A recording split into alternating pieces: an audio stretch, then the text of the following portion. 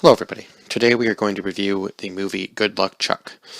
So this is I guess you could say a romantic comedy, I suppose in a way. Just kind of really like yeah, I guess romantic comedy. But one that I actually enjoy going back and watching from time to time, just because it does star my favorite comedian, Dane Cook. Been a huge fan of Dane Cook. Would actually like to go see him live here in the future if he ever does decide to come to Canada. Or who knows? I'm not really sure what's going to go on with crossing the border and stuff here in the future, but I guess we'll see as I kind of keep up with the news a little bit to see what I'm going to have to do with my passport, whether I'm going to have to get it updated here or not. I'm not really sure, but anyhow. So this stars Dane Cook, Jessica Alba, and Dan Folger, who play Charlie, Cam, and Stu. So it starts out actually with Cam and Stu, or sorry, with Charlie and Stu. I believe they were very, very young anyway. Played by Connor Price and Troy Gentile. So I believe they must have been in like high school, and the year was 1985. Either high school or going into high school. So they're playing the classic game Spin the Bottle. And then you're doing like the 7 minutes in heaven thing where two people go into the closet and they're supposed to, kiss for 7 minutes or do whatever for 7 minutes. Who knows? The game's been around for years. It's just a way, I guess, to kind of get people to get out of their comfort zone, I suppose, is the point of the game. I don't really know anybody who ever really plays it anymore. It's definitely an older game, that's for sure. So Charlie's spinning the bottle and he's hoping that it lands on this girl right across from him because she's kind of like giving him the eye and sort of thing.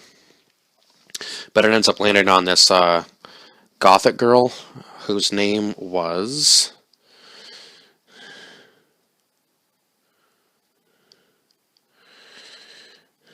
Oh, come on, they gotta have her on here. You would think she'd be somewhere here.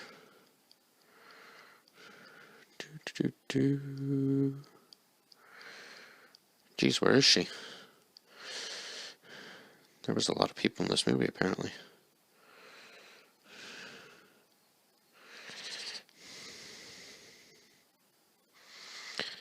I'm trying to think, because she's kind of somewhat important to the movie.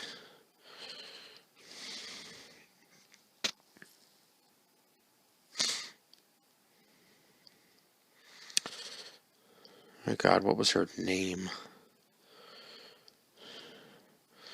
I can't seem to find her on here. That's weird. Unless this is her. Nope, that isn't her. Anyhow, so it lands on this goth girl, and they go into the closet, and she thinks she's in love with him. But Charlie wants no part of it, because things get a little too weird for him. So she ends up putting this hex on him. So when any girl, I guess, has any sort of sexual relations with him, she's going to fall in love with the next man she meets and end up marrying the next guy that she meets, regardless of who that is. It's going to be true love for the next person that she meets. So, of course, we go to, I don't know how many years later it was exactly, but they're adults now. Stu is a plastic surgeon who mainly works with...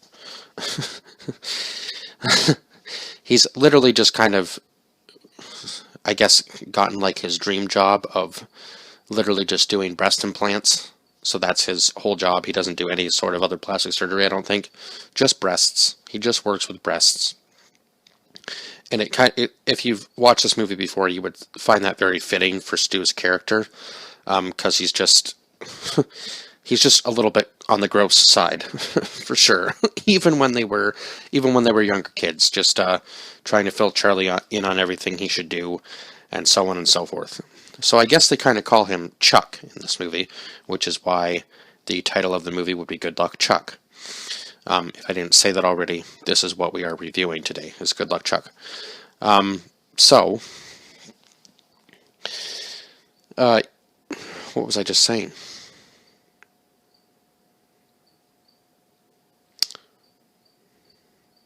Oh yeah, right. It definitely fits Stu's character, because even when they were kids, trying to get Charlie to do a whole bunch of stuff, even though Stu had no idea what he was talking about when they were kids, now they're grown up, and he does have an idea of what he's talking about.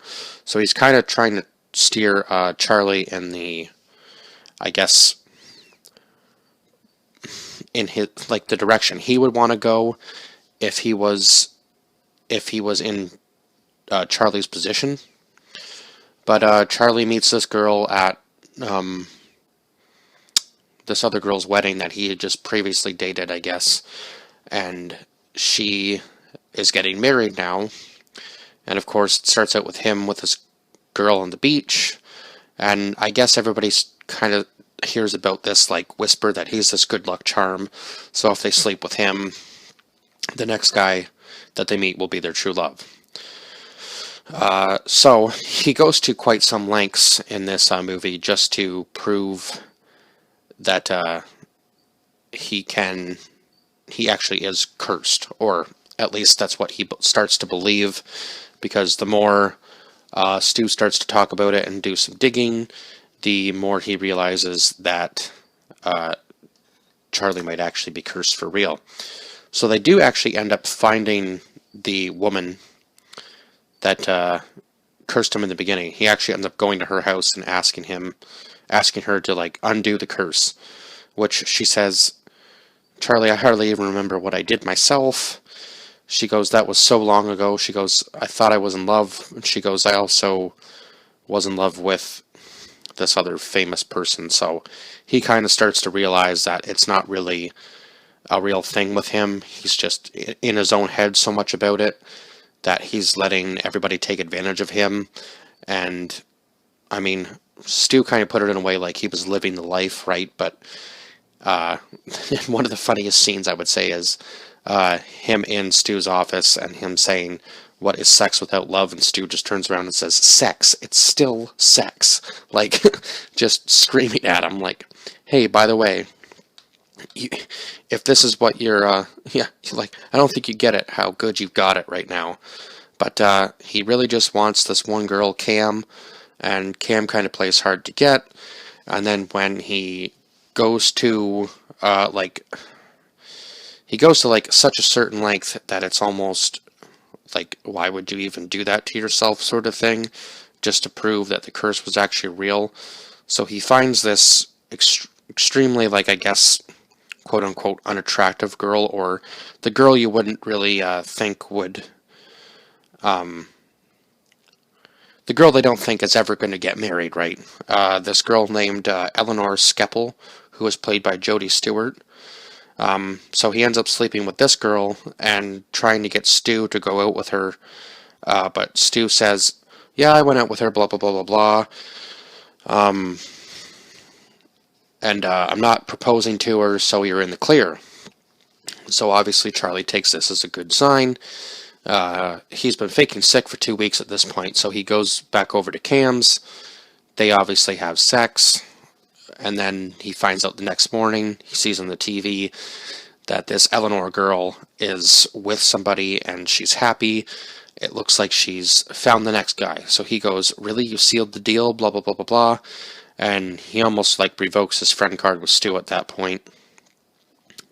But then when he goes to this other girl's house that hexed him in the beginning of the movie, he finally realizes that it's not a real curse. It's just, he's been in his own head so much about it that people are just taking advantage of him and using him as like a stepping stone to find happiness, I guess. And I guess all these girls believed it. So, and Cam actually said people will believe whatever they want to believe right at the beginning of the movie, so, or close to the beginning of the movie, so it was kind of funny. Him trying to win her over, and I think maybe it was because she was finally the one girl that wasn't just didn't just like fall head over heels for him, right? She was like a little bit of a challenge to get to, and she was different. Like she was a bit ditzy in this movie, I would say. And I think he fell in love with that because he was actually looking for somebody who wasn't, just looking to get laid. That's really the only way you can say it. He was actually looking for somebody who he had a real connection with. So I think by him falling in love finally, because the girl the girl who invited him to her wedding at the beginning of the movie, she said that. She said, "I just wanted to see you happy." Chuckles. So I guess that was maybe where his nickname Chuck came from, was from her. Because I'm not exactly sure how long they were together, but they were together for quite some time, obviously, if she had a nickname for him. Because she actually says to him, "Have you ever really truly loved somebody?" And then when he sees her, I think he just kind of fell in love right from the get-go. So he does kind of ruin it for himself a little bit. And I think Cam realizes, obviously, because she says, "You think you're a lucky charm and you think you're going to lose me because I'm going to marry the next guy I meet." And he goes way overboard with trying to, make her happy and stuff and try not to lose her after what Stu did to him. Uh,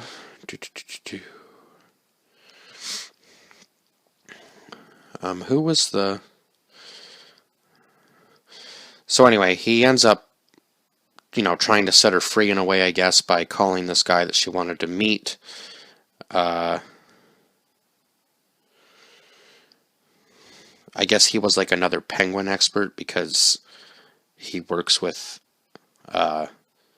he also works with penguins. Now, I can't remember his name, and I don't even see him in the cast list, so that's kind of weird, but...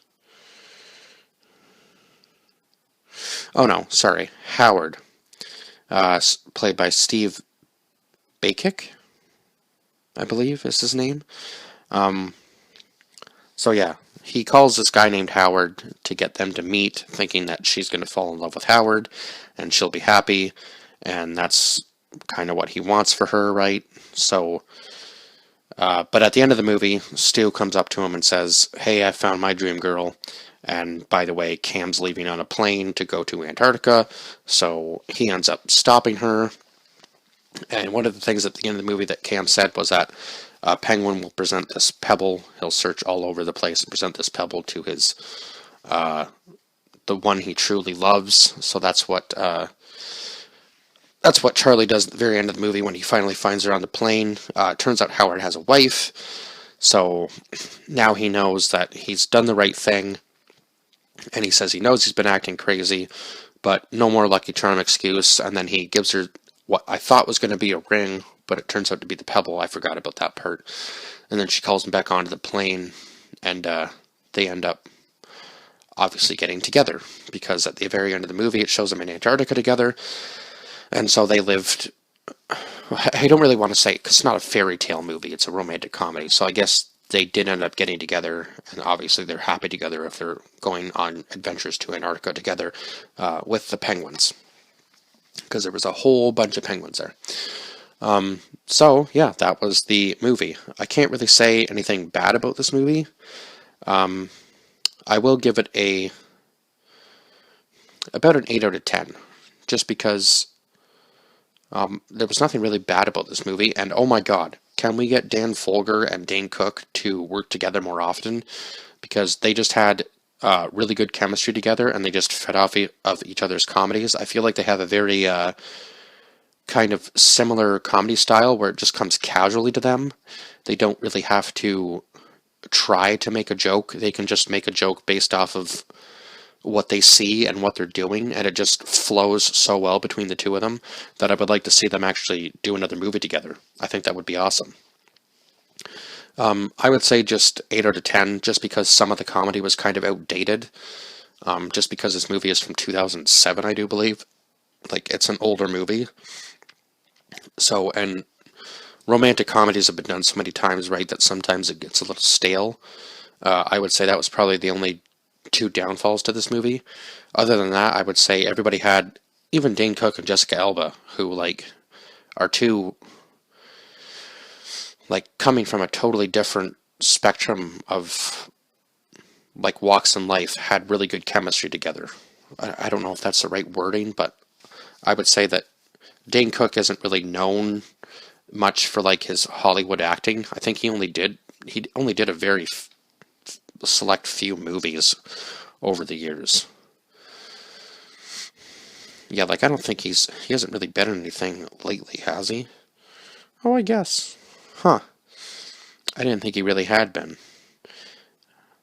Like his own starring film, I don't think he's been in anything for a while. I could be wrong because I haven't seen him in anything lately, but yeah, like his best films are Good Luck Chuck, My Best Friend's Girl, and Dan in Real Life. Now, I can't remember what role he played in that, but I would say obviously he's more known for his, movies that he starred in, which would be, I think those two would be the ones that he's really known for. But other than that, yeah, he's more known for his stand-up, I would say for sure, and he obviously does really well at that. Like, this guy is just a comedic genius as far as I'm concerned.